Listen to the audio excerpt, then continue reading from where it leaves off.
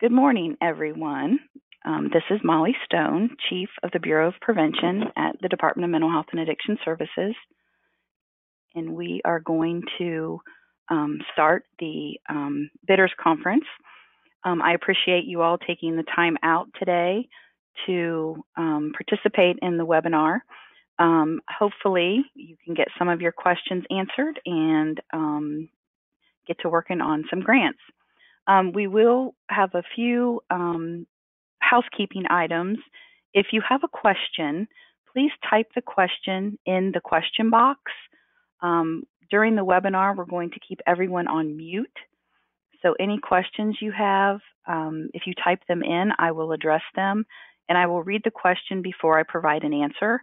So that way everybody hears the question and the answer together.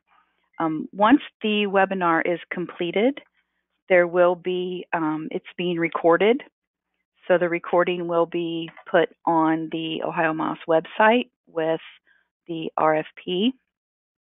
And I'm also going to upload the frequently asked questions with their answers, and that will be uploaded as well. So folks can go back and reference the question document or rewatch the webinar if necessary. So with that, we're going to go ahead and start moving forward. This is the for the primary prevention grant opportunity. Okay, why is it not working? There we go. Again, here's some of the instructions. Type your questions in the question box, and then it tells you where you can find the FAQs. As you know, the Substance Abuse Mental Health Services Administration, or SAMHSA, provides all states with a block grant, the Substance Abuse Prevention and Treatment Block Grant, or the SAPT Block Grant. Currently, Ohio receives $64,535,736 that goes towards treatment and prevention services. The federal requirement for these funds is that 20% is spent on prevention services, primary prevention services. Of that 20% for Ohio, it's about $14.5 million. $10 million of those funds, goes to our alcohol and drug addiction mental health services and recovery boards in the form of allocations. And that is how they provide funding at the local level for prevention services. About $4.5 million is what goes out in prevention grants and also funds some of our statewide initiatives. We have a question. It says, if I submitted questions via email, do I need to ask them here? No, you do not. Those questions will be on the FAQ sheet when it is uploaded as well. Through the years, as you know, we have not bid the prevention grants for over 12 years. And through our last couple Center for Substance Abuse Prevention, or CSAP, site visits, we have been strongly encouraged to rebid the grants, mostly because of all the changes that have happened around prevention, updates to the prevention science. They really wanted us, plus these grants are to assist folks in getting prevention started, and then we'd like to see sustainability occur once these grants, so that other folks can have the opportunity as well. There were also concerns from CSAP noted about the percentage of evidence-based programs that we were implementing in Ohio. That is one of the federal requirements that we have to report back to them each year. And for our last report, the percentage for Ohio was 23%. While that sounds horrible, I'm not convinced that that is totally accurate because this information we pull out of our web-based system, or GFMS. So some of the inconsistencies of the reporting, I think, help lessen that number as well. But we still have a lot to be desired in our the percentage of evidence-based prevention programs that we fund in the state. So The department will be doing a rebid for prevention grants for 2019. It's going to affect all currently funded prevention grantees. So anyone that has a prevention grant currently, their funding will end June 30th. The exception is the UMADOPS, because the UMADOPS are in legislation. They will rebid as well, but they will rebid in their own the own pot of money that we have for the UMADOP program specifically. This will allow for new applicants to apply for funds and ensure that we are getting the best bang for our buck and everyone's providing evidence-based services. As you know, the RFP was released on February 5th. All questions must be submitted electronically no later than March 16th at 10 a.m. to the website or to the email address that is listed on the screen. You cannot contact any staff person. If you contact OhioMHAS staff, that could disqualify you for this competitive bid. Proposals must be submitted in GFMS by Friday, March 30th at 11:59 p.m. We will accept no emailed, faxed, mailed, or hand-carried applications. Staff may only assist with questions regarding entering into GFMS system. No programmatic information will be shared. If you have difficulty getting into the system, difficulty with your password, please email the help desk.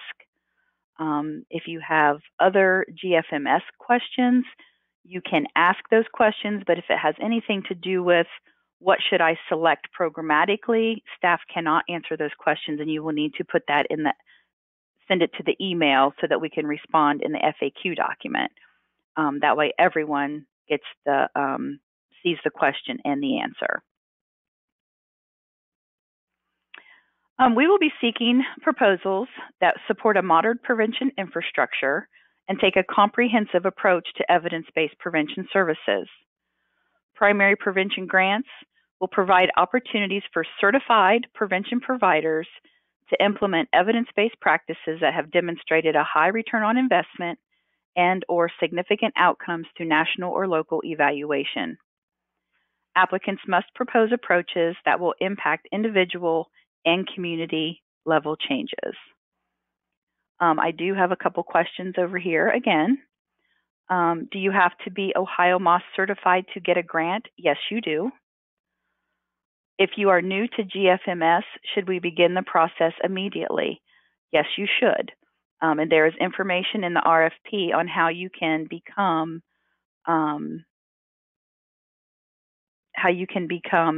or get logged into GFMS and become a vendor for the state.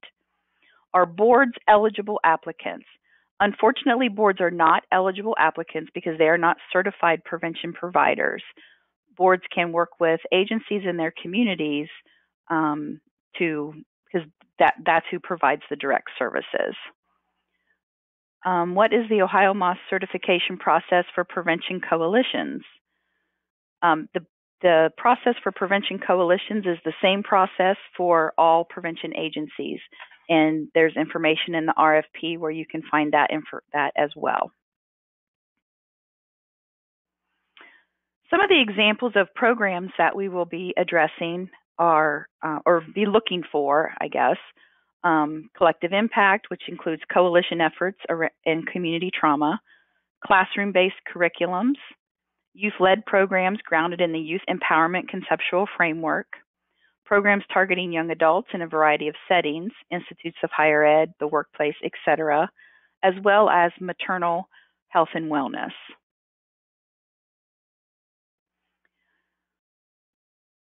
As you can see, SAMHSA has, well, as you've probably heard, SAMHSA has taken down the National Registry for Evidence-Based Prevention Programs.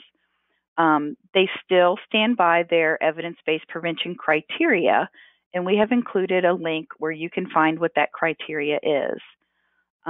If you cannot find it or cannot access it, let us know, and we will make sure we post that with the FAQ document. You must use SAMHSA's 6 CSAP strategies and provide information in the RFP based upon your needs assessment, resource and readiness, and discuss how you your community planning process to figure out why you wanted to do the program that you're doing. You can also find the CSAP strategies on the Prevention Services Guidance document on our website. Grant funds may not be used for cash payments to recipients of services, vehicle purchases, non-evidence-based practices such as fatal vision goggles, mock car crashes, scare tactics, etc., capital improvement, construction, fines and penalties, or to supplant existing funds for staff or programs. OhioMHAS will, eligible applicants are certified prevention agencies and coalitions. Educational entities under the jurisdiction of the Ohio Department of Education or the Ohio Department of Higher Education are also eligible, and they are exempt from the prevention certification rule. Applicants may request up to $100,000. Let's see, I have a couple more questions here.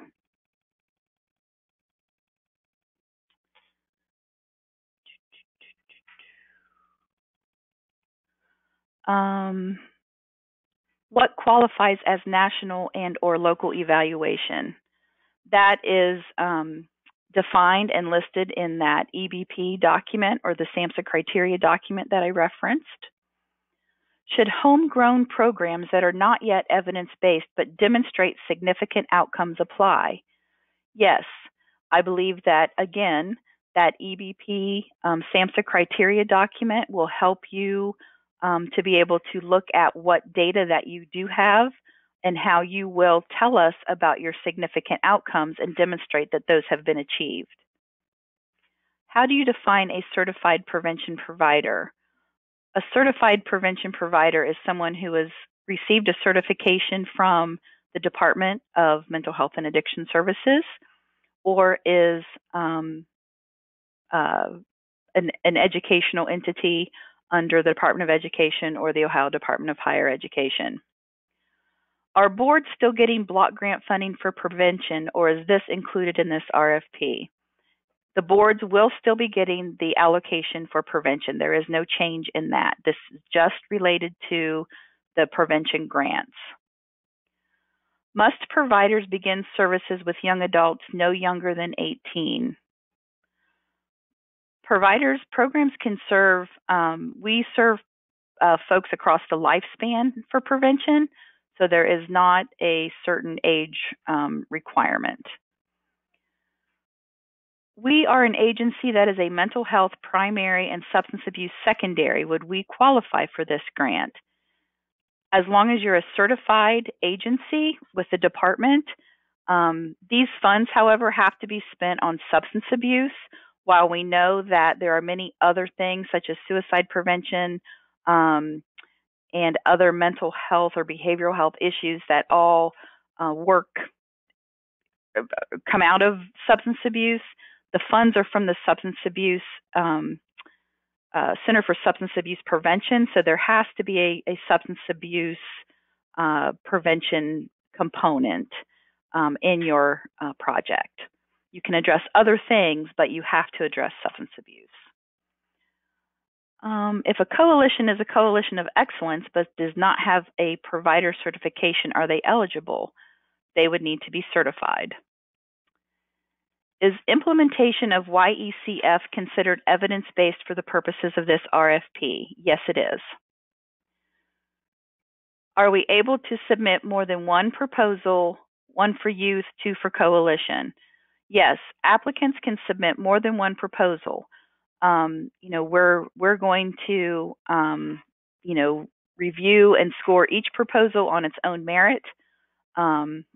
There's no guarantee that an agency will receive more than one award, but you can apply for as many as you would like. Where can format and criteria be found? I'm not sure what you're referencing, so if you can re-ask that question for which format and criteria, that would be great.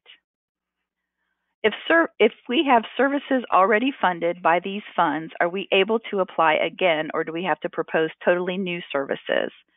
You need to because we've been funding these programs that we have had for 12 to 15 years, we would like to see folks show in their, if you have a community assessment and you've walked through the SPIF process and these are the same services that you have been doing for 12 years or still the services that you need to be doing and you can show that, then yes, I would say you could apply for similar services.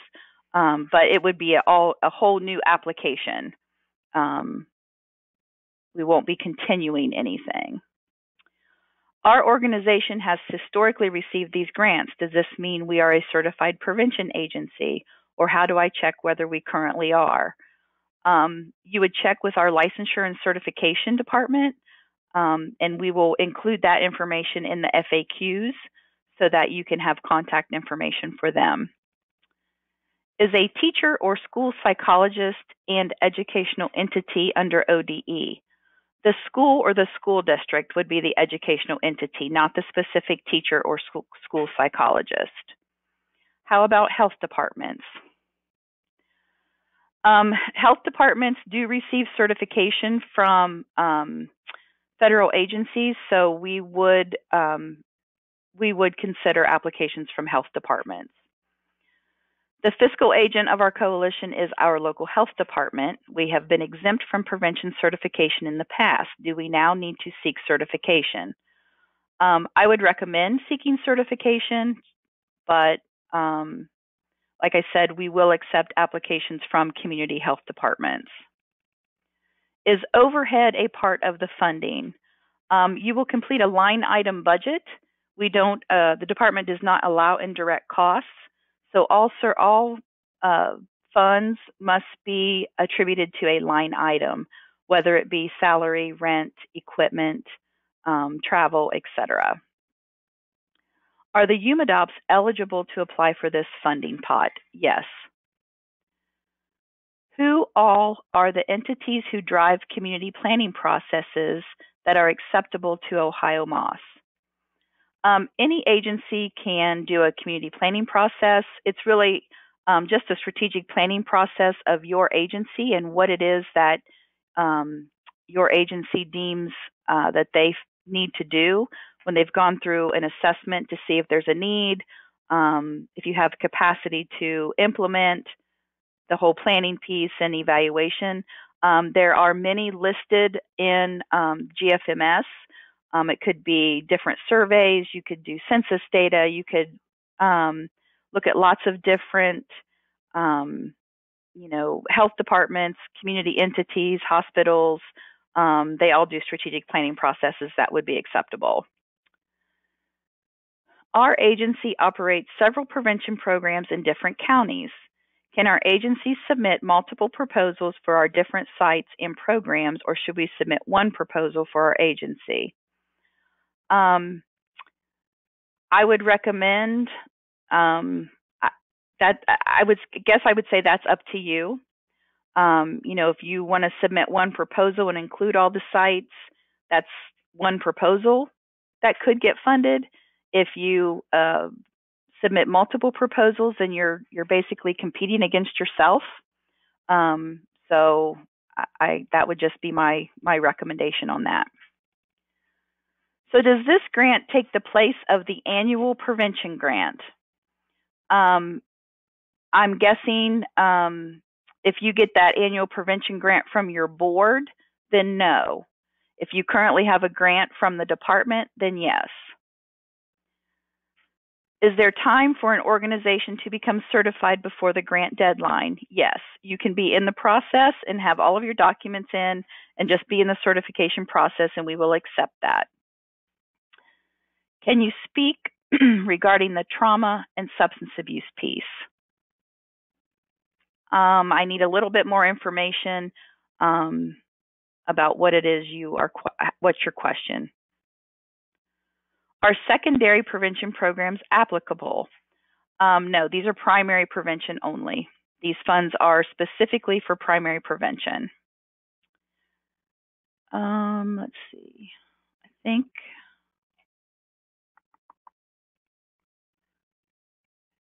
Okay, hold on one second. I'm getting back here to my questions. Is this a one-year grant? Is $100,000 total cost or just direct cost? $100,000 is total cost. If in the RFP, it does say that there's a possibility for receiving this grant for up to 4 years based on federal funding and meeting of your outcomes and programmatic requirements. If submitting multiple proposals, is the max amount $100,000 total or per proposal? It's $100,000 per proposal. We are OhioMHAS certified. Does this mean we are a prevention agency? You are only certified as a prevention agency if you have included that in your certification process.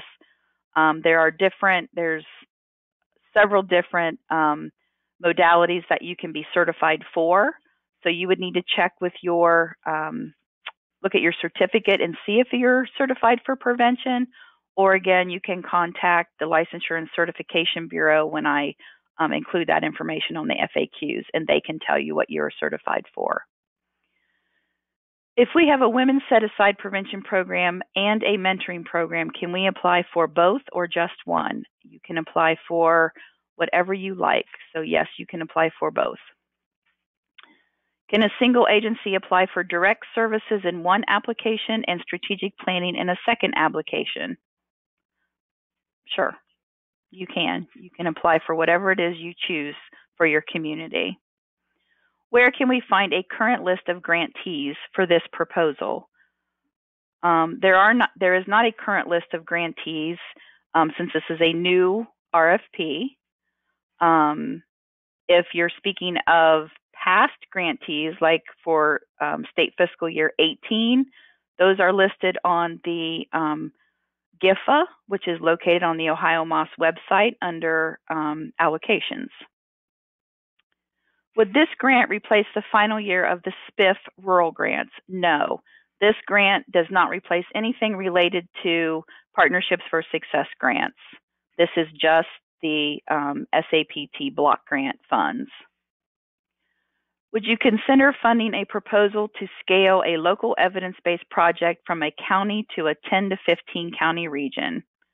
We will consider all proposals that are submitted and review each one and score them based on their merit. Do you have to have certified prevention specialists delivering the services? Yes, there are requirements when you become a certified agency.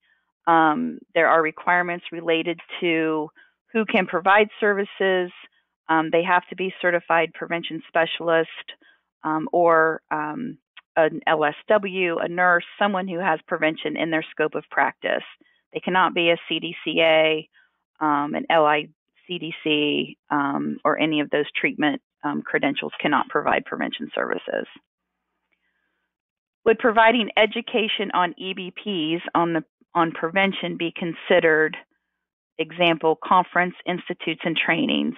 We really wanted to promote direct services, but if you submitted a workforce development application, it may be considered. Can we fund prevention conferences with this funding? If the conference is a part of your comprehensive prevention programming in your community, then it would be just a part of your application. How many awards are you anticipating making? That I don't know. We are putting it out there. I have no, because we have not put this out for bid for so long, I am unsure of how many applications we will receive, and we will, look over them all. And if there's an opportunity to do some negotiating with, we want to fund as many as we can. I will say that. But I don't at this moment know exactly how many that we will fund. Where are the scoring criteria located? It is in the RFP. The scoring criteria is in the RFP. Can an OCPSA deliver services? Yes, they can, as long as they're under the supervision of a certified prevention specialist, a certified prevention consultant, or one of the other folks that have prevention in their scope. Okay, I think I've hit all the questions. Oh, here's one more. It was just mentioned that these grants should focus on direct services. However, if a coalition focuses on indirect universal strategies, is this acceptable for this funding? Yes, it is. Where can we get a copy of the RFP?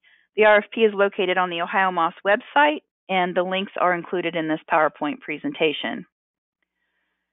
If it is a school-based universal prevention strategy, does the qualification for a certified prevention specialist need to be the one delivering services? Yes.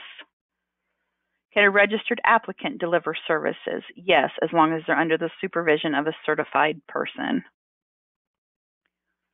Okay. Proposal guidelines. Applications will be submitted through the OhioMHAS Grant Funding Management System, or GFMS. You must complete an abstract, which is a 3-page abstract. I know it says 2, but it's 3, and it says 3 in the RFP. It will include a statement of need, a project abstract, and it says, note, if this is an adapted or a local program, you must include the documentation of how it meets the criteria for SAMHSA to be evidence-based. I don't know who it was that asked the question about demonstrating outcomes, but this is where you would really talk about that for your program, your local program. What target population are you serving? What is your sustainability plan for future continuing your program? And you must also include a letter of acknowledgement or support from your OhioMHAS board. And we will include the link, actually it's in the RFP, to the board association, where if you're not familiar with your OhioMHAS board, you can find that link and find out who your contact is for that board area. If you're applying for youth-led programming, you must upload your current Youth Empowerment Conceptual Framework Strategic Plan map. And if you're applying for coalition work, you must upload your current strategic plan or logic model.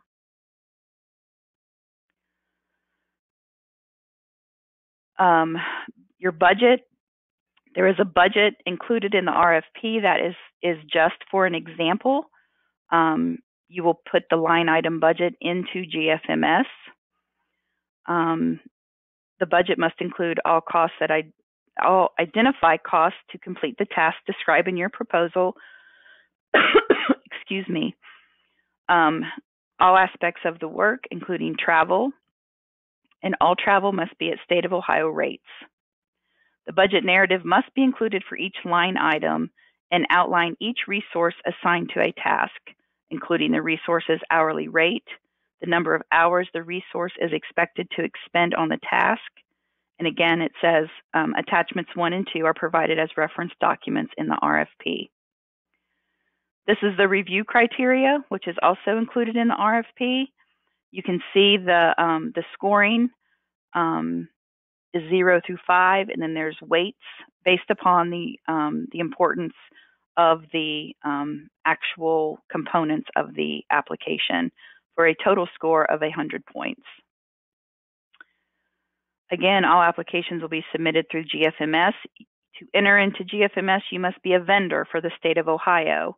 This link will get you to the vendor form so you can register, and then you must also register to be in the GFMS system. If you're already registered in GFMS, you can start working on your grant at any time. Everything has been updated and loaded, and it is ready to roll. You must complete each section of the GFMS system to be considered for funding. There is a user guide for GFMS that can be found at the link on the screen, and also for GFMS definitions and terms.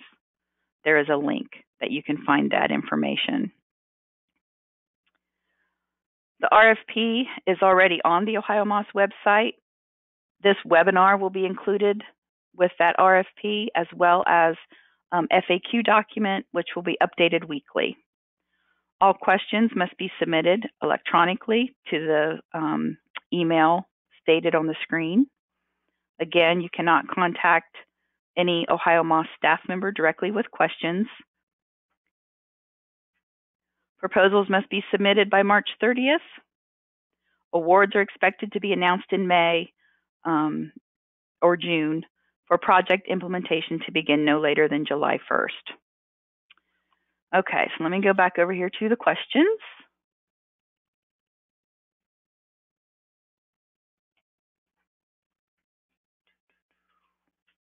Okay. Our project model was locally developed and has been implemented for 15 plus years. Do you recommend revisiting this and implementing evidence-based? No. I would think that you could, as long as you have the evaluation materials and the demonstrated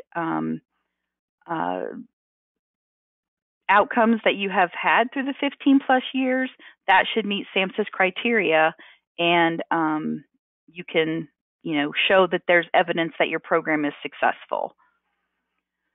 Is a school-based classroom strategy. It is a teacher delivering services. How would that work? The teacher would be delivering services, I would think, working with someone, a prevention entity.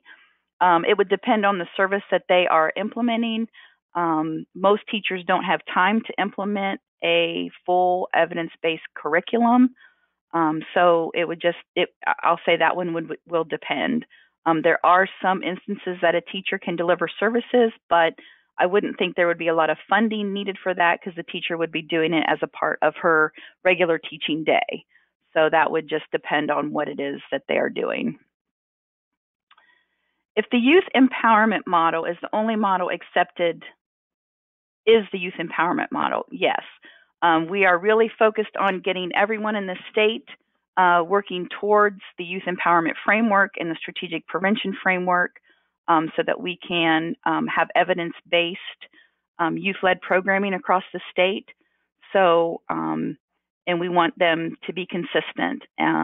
So that is what we would be funding, is those that are participating in the youth empowerment framework.